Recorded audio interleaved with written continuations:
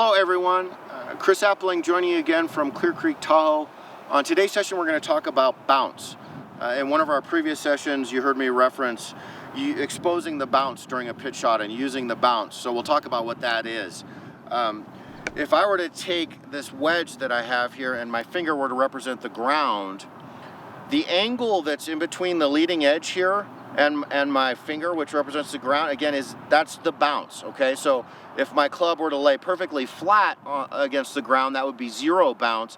As this angle increases here and that space grows, that's more and more bounce. Okay, so if you take a look at your wedge, it should tell you if it's a lob wedge 60 degrees or a sand wedge 56, it'll say 56-10 or 60-12. The second number is the degrees of bounce that your club has for you. How does bounce help us? Why do we want to use bounce on our wedge shots? Well, what bounce does is literally it helps the club to bounce off of the ground versus dig into the turf and to make a big divot. So the club is built with bounce, and as I mentioned earlier, you can see what the bounce degree is on your wedges.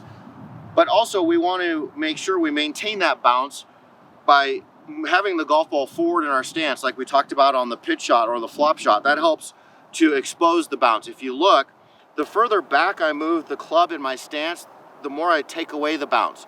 The more I move the ball forward in my stance, you see I'm adding bounce. That club is starting to build that angle.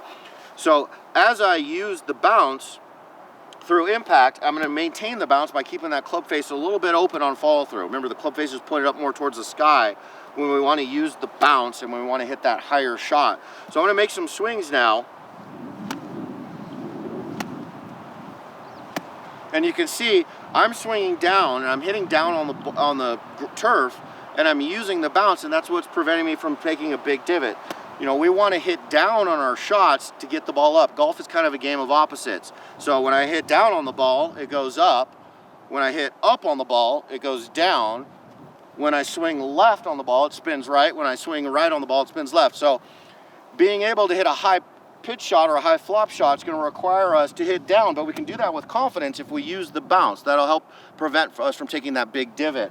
So I'm going to hit some shots here, and I'm going to use the bounce. I'm going to move the ball forward in my stance. I'm going to grab a wedge that has some bounce built into it. And as I follow through, I'm going to keep that club face open to keep that bounce exposed. So that's going to allow me to swing through my shot with confidence, accelerate through, and I don't have to worry about making the big divot. So that ball goes up high, stops, lands soft, and the bounce was able to help me do that.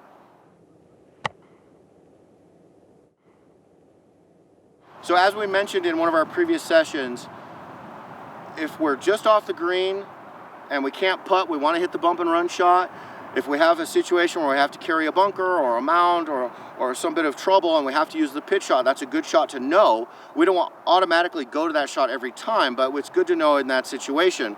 So higher lofted club, move it forward in my stance, and maintain the bounce. Use the bounce. Feel confident that you can swing down through your shot, and the bounce will help you carry that ball up over your obstacle and land it soft on the green. Practice that at home, and we'll see you on the course soon.